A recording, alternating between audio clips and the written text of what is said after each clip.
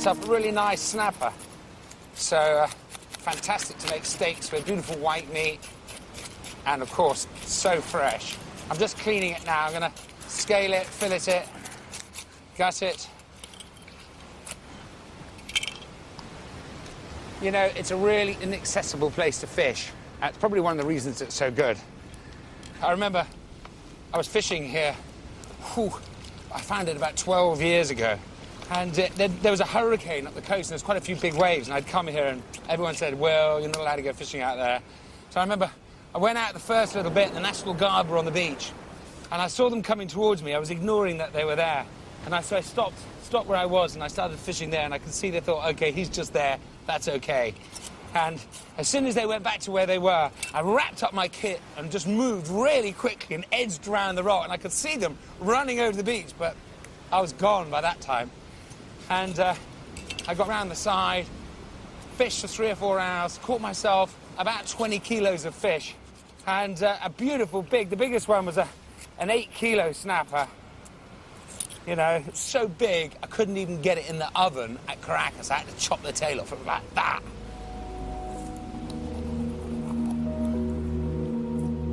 Okay, I'm going to fillet it, make some nice steaks, and then I'm just going to simply get some black pepper, fresh salt, chili flakes, a little grating of cacao, mix it up, grind it up, and then sprinkle it over. And I mean, I could do that chicken, meat, whatever.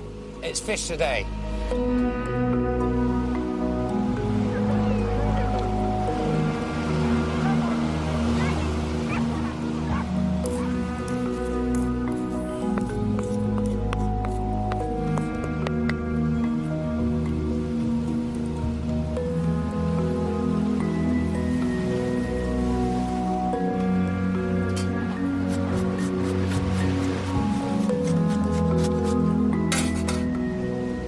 So yeah, this is really similar to salt and pepper squid.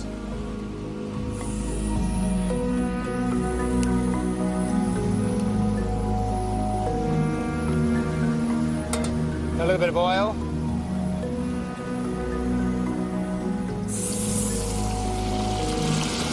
First thing you can smell is the chili, you know, rising up in your nose.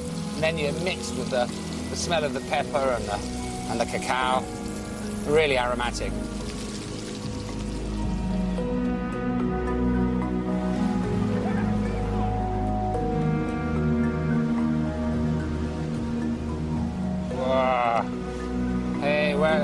Empiezo. Sí.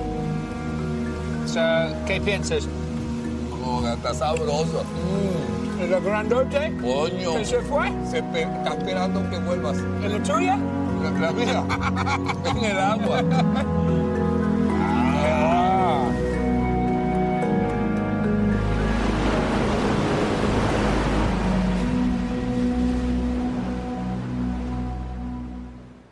But the challenge of producing a brand new chocolate bar to enter the toughest market in Britain still lies ahead. And there are some tense moments as Willie's Chocoholics do a taste test on his recipe.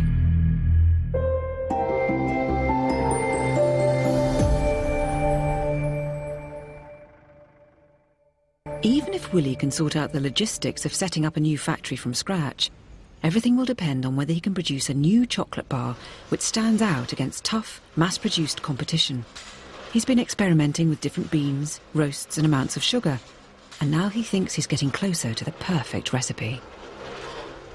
Cacao is like a fine wine, with many different varieties, many different strains and many different flavours, and to reflect those flavours best, the best vehicle to do that is a dark chocolate. My reason for making dark chocolate is not solely found upon my interest for the different flavours.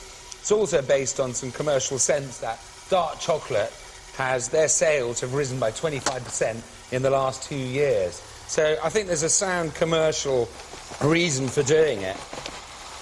I'm going to make 3 different bars from 3 different cacaos. One called Rio Caribe, one called Carinero, and one called San Martin. So right now I've got blades running on the inside. I'm going to tighten those blades on the inside. I'm going to refine the nibs until they're a liquid, and I'm going to conch it for 2 days. And then I'm going to add cocoa butter and sugar. I'm planning to make a 70 to 75% chocolate bar. Now, to me, that represents flavour. That's got real quality in it. Well, I mean, a good way of representing of the quantities of cacao, if there's 20% in Britain's favourite bar, and then if there's 70% in my bar. So, you know, for me, where's the flavour? You know, is it going to be in, you know, Britain's favourite bar, which has got this in it, or is it going to be in my bar?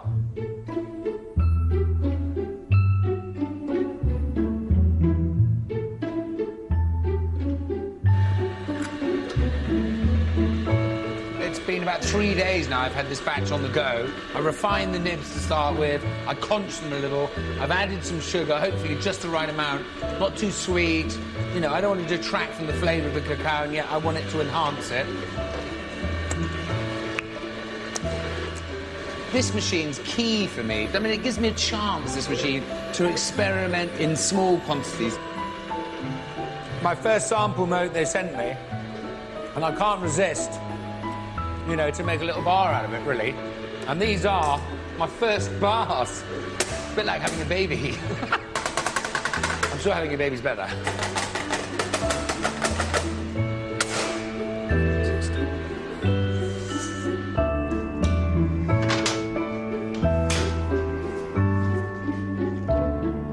Willie has spent weeks thinking about what to call his new chocolate bar, and in the end he has decided on something short and sweet, which he thinks sums it up perfectly. It's great. This is basically my first bar. Woo! Look at that. Beautiful. Look how fantastic these are. Willie's Delectable. I can't resist having a quick bite with them. That's beautiful. Fruity and intense. That's fantastic. And they've come out really, really well. Now, the real test, we'll see what Tanya thinks of it. You know, she can be quite constructive with her criticism. And as long as it's that, that's fine. If it's not, I can't deal with it.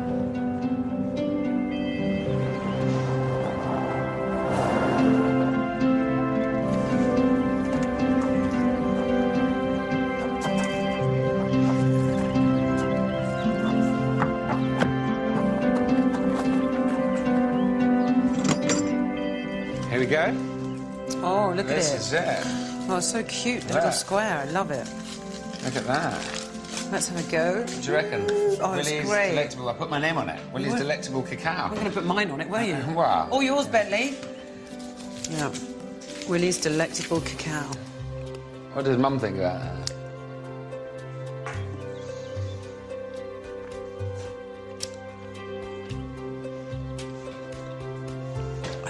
I think it's incredible. Yeah? It is. It's amazing.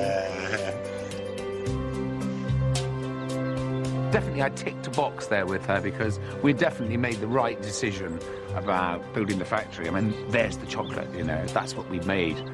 I love it. We need to make a cute little box for it. Yeah. But life would be simple if Willie only had to convince his wife. He also has to convince a nation of chocolate lovers who are used to highly processed, sweet confectionery.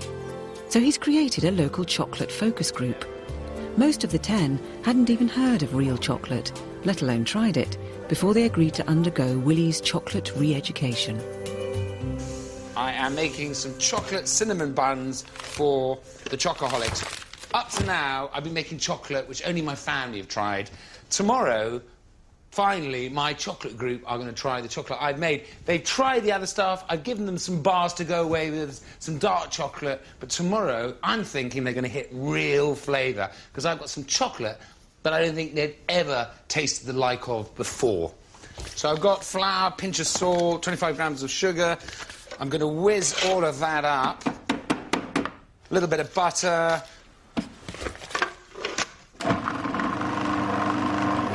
I'm now going to put my yeast, a little bit of warm water. I started it off before.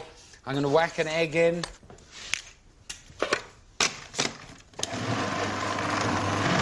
Yeah, and 150 mils of water and a little sachet of yeast. I put a tiny sprinkle of sugar, dark brown sugar, just to get it going. So now, let me have a little look. That's beautifully soft, not wet. So out it comes.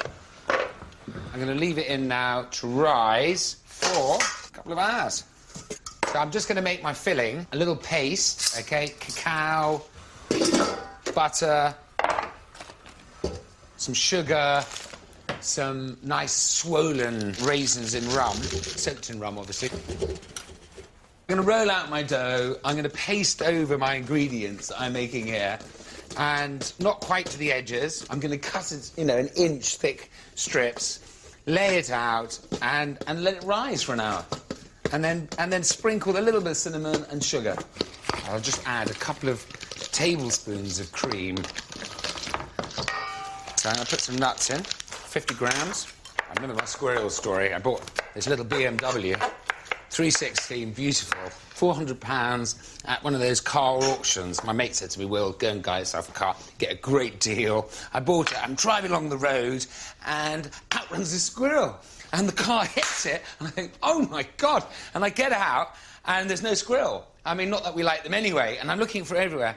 And then a couple of days later, suddenly, this smell appears. I think, oh, my God. Immediately, I realise, squirrel, it's got to be. I get under the car, I lift the bonnet, I pull the tubes off. I cannot find the squirrel anywhere. Squirrel has crawled up somewhere inside the car, gone rotten, and now we can't drive the car. I had to sell it.